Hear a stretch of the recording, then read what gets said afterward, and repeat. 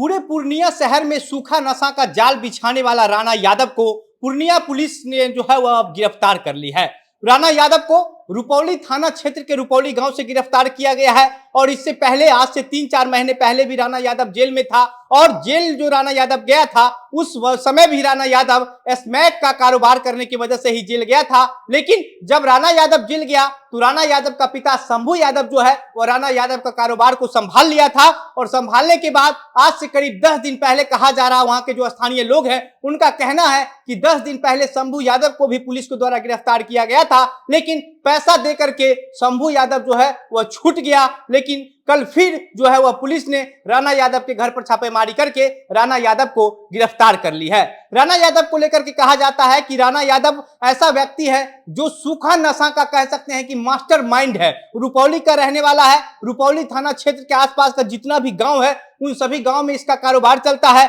और इससे ऐसा लोग जुड़ा हुआ है। एक तरीके से आप ये कह सकते हैं कि पूरा नेक्सस बना लिया गया है और उस नेक्सस के जरिए कई ऐसे युवा हैं जो राणा यादव से सामान रुपौली गांव में खरीदते हैं और उसके बाद सामान का जो सप्लाई है वह पूरे पूर्णिया शहर तक होता है। अगर हम आपको रुपौली और पूर्णिया शहर की दूरी की बात बताएं तो लगभग 35 से 40 किलोमीटर की दूरी है, यानी कि 35 से 40 किलोमीटर की दूरी तक जो है ये पूरा अपना जाल बिछा करके रखा है और जाल बिछाने के बाद जो है अलग अलग जो कम उम्र के युवा है उस युवा को अपने साथ जोड़ करके रखा है। 150, 200, 500 रुपया दे करके उस युवा को स्मैक हो या फिर ब्राउन शुगर हो या फिर गांजा हो, ये सब सामान का डिलीवरी करवाने का काम करता है। एक जगह ये लोग बना करके रखा है अपने घर से कुछ ही दूरी पर, वहां पर बैठ करके ये लोग जो है वह पूरा प्लान तैयार करता है कि किस तरीके से जो है वह माल पहुंचाना है, कौन कौन से लोग इन लोगों से जुड़े हुए हैं, उन सभी लोग का फोन शाम को आता है और फोन आने के बाद ये अलग अलग लड़का को भेज करके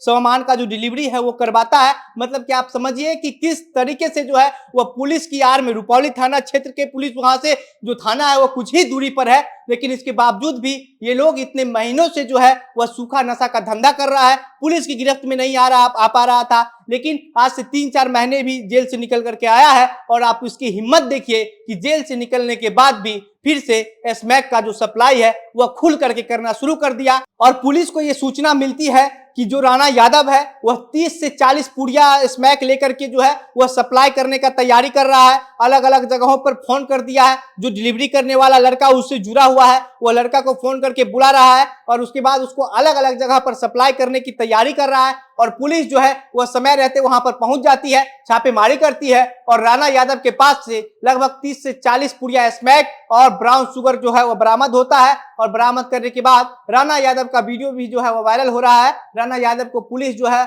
वह घसीटते हुए अपनी जिप्सी में बैठाती है और जिप्सी में बैठाने के बाद उसको थाने ले जाती है। राणा यादव के साथ 3 और दोस्त थे उसके जो उस धंधा में शामिल था, उसको भी गिरफ्तार किया गया है। साथ ही साथ और कौन कौन से लोग राणा यादव से जुड़े हुए हैं इसको लेकर के लगातार पुलिस जांच कर रही है, छापेमारी कर रही है। जो थाना अध्यक्ष वहां के सुनील कुमार, उनका कहना है कि ये लोग जो है वह लगातार सूखा नशा का जो धंधा है वो कर रहा है। इससे पहले भी हमने इसको गिरफ्तार करके जेल भेजा था, लेकिन जब यह जेल चला गया था तो इसके पिता को लेकर के चर्चाएं हो रही थी कि अब इसका जो धंधा है वह इसका पिता शंभू यादव संभाल रहा है। शंभू यादव का 2 बेटा है, बड़ा बेटा का नाम राणा यादव है, छोटा बेटा का नाम विशाल यादव है और ये तीनों बाप बेटा मिलकर के पूरे शहर के अंदर जो है, गांव के अंदर एक तरीके का नशा सप्लाई करने का जो है सूखा नशा उसका एक नेक्सस बना लिया है और इसका नेक्सस करीब 30 से 40 किलोमीटर तक चलता है। मतलब कि जैसे मान लीजिए कि कोई युवा है रुपौली का जो राणा यादव से माल खरीदता है और वो किसी और के हाथ बेचता है,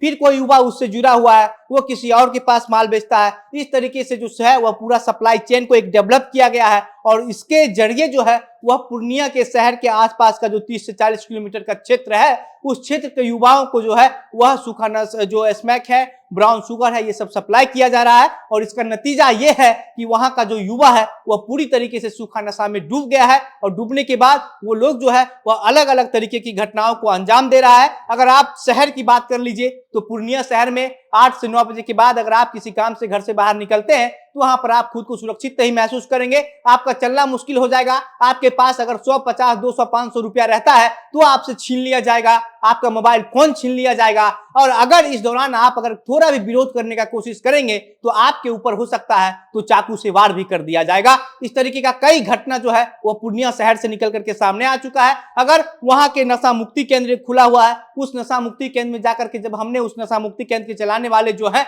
उनसे बातचीत किया, उनसे पूछा कि ये लोग जो आ रहे हैं ये कहां से आ रहे हैं और ये कैसे परिवार के लड़के हैं, आखिर किस तरीके से आपके पास आ रहे हो, आप इसको इनका किस तरीके से ट्रीटमेंट करते हैं कि ये लोग नशा छोड़ देगा। तो उन्होंने बताया कि इसमें से अधिकतर ऐसे युवा हैं जो किसी डॉक्टर परिवार से हैं, किसी इंजीनियर के परिवार से है, और ये लोग जो है जिसमें से ज्यादातर लोग जो है वह सूखा नशा करने वाला है। अच्छा परिवार का जो लड़का है वह सूखा नशा करने के चक्कर में बर्बाद हो गया है और पूरा शहर का युवा जो है वह इस नशा में की ओर जो है वह डूबता चला जा रहा है, क्योंकि ये लोग सिर्फ और सिर्फ अपने साथ युवा को जोड़ता है, उसको बहकावे में लेता है, 2-4 बार फ्री में उसको नशा करवाता है और उसके बाद उस युवा को लत लगा देता है ताकि इसका धंधा जो है वह कभी रुके नहीं, लगातार चलता रहे। जो स्थानीय लोग हैं उनका मानना है कि ये लोग जो है वह बिहार के अलावा अलग अलग राज्यों से, बंगाल हो या फिर जो नेपाल है वहां से भी इन लोग का जो स्मैक है या फिर ब्राउन शुगर है ये लोग वहां से मंगवाता है, और सारा जगह पर जो है एक नेक्सस सेट है। और उसी तरीके से जो है अलग अलग जगह का लोग है वो किसको कहां तक सामान पहुंचाना है, उसके बाद कौन पहुंचाना है, ये सारा सब कुछ सेट किया गया है। हालांकि पुलिस को भी कुछ